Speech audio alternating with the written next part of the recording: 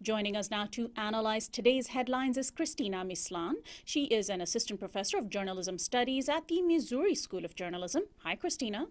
Hello, Sonali.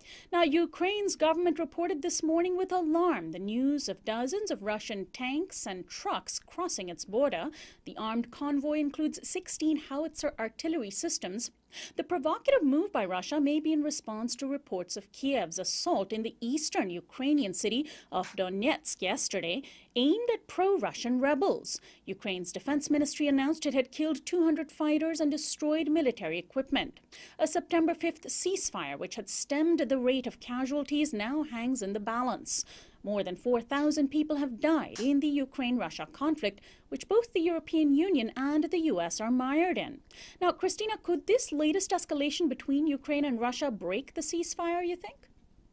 Sure, I think it's hard to say, but I do think that historically we've seen this happen many times where there's an incident or event that will happen after a ceasefire and the ceasefire will end quickly. And we've seen this with Israel and Palestine, for instance. I think the problem here is the nature of ceasefires. They mostly emphasize military concerns. They're very short term. And so what we have to ask is, to what extent do these ceasefire agreements really help the people of, for instance, in this case, Ukraine? And really, so what we really need are diplomatic solutions instead, that really get at the heart of what's going to work in a peaceful way and peaceful manner for people of Ukraine, instead of a conversation that's about two governments, two interests, that where one gets labeled as pro-Western and the other one gets labeled as anti-Western. We really need to have a conversation on what are those diplomatic solutions that might extend beyond the military concerns. Now, several weeks ago, an explosive New York Times investigation into the 2003 U.S. war in Iraq revealed that troops had indeed found chemical weapons, albeit left over from an era when Iraq was a U.S. ally. Now, the Pentagon has admitted that hundreds of U.S. troops were exposed to the chemicals, but that their complaints had been covered up.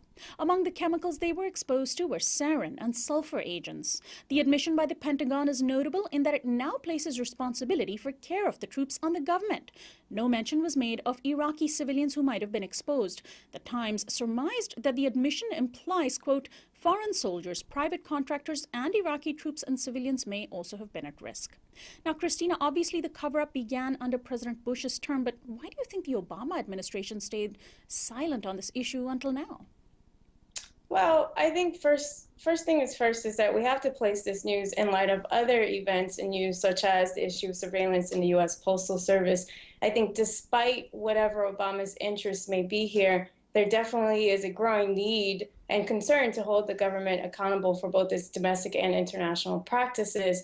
So I welcome the reporting of this issue, regardless of why it's been silent. Definitely is an issue, but we're seeing that over and over again.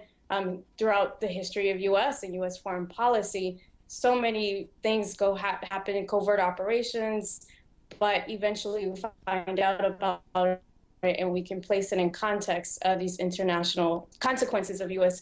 foreign policy. I do think in an effort to adjust some of his language after the midterm elections, we also have to take that into play here and see how is President Obama, I should say, use this and frame what's going to happen in the next 2 years. How are we framing the Republican majority that we have in Congress now? I think some of this language does help us kind of give us insight into a lot of the Republican political interests and practices, although President Obama has extended many of those. And so it's hard to say what his motives are here, but there are some questions that we should ask about what's going to happen in the next 2 years and how this frames that.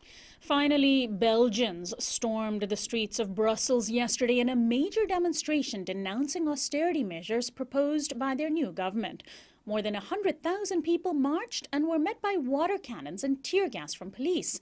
Among the measures being considered by the government are cuts to social services, elimination of wage increases, and an increase in the retirement age. The march comes one day after activists in cities around the world gathered on Guy Fawkes Day, proclaiming themselves anti-capitalist. Central London was the epicenter of that gathering, called the Million Mask March, which had been organized by the hacktivist collective Anonymous.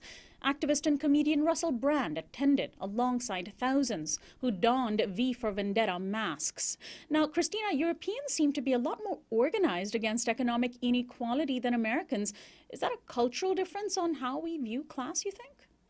Yes, of course. Any conversation about class in the US is a hard one to have, particularly because of what some people are now calling this divide between the haves and will haves. It's no longer the haves and have nots, but it's the haves and the people who aspire to have. And part of this is obviously the ideology, the false kind of logic of the American dream. And so we really have a culture of kind of an unfettered, consumerist centered society that really hides real conversations about workers' rights, class interests, even how we define who's low, middle, and upper class really is a cultural, it's political and economic, of course, but it's also cultural. Right. And we have a way in which establishment has made it where we have these hegemonic ideologies that really allow us to hide conversations about class and class struggle and interest. Cristina Mislan, always a pleasure to have you. We'll talk to you again next week. Thank you. Our daily Newsflash guest expert is Cristina Mislan. She is an assistant professor of journalism studies at the Missouri School of Journalism. This is Uprising. We'll be right back.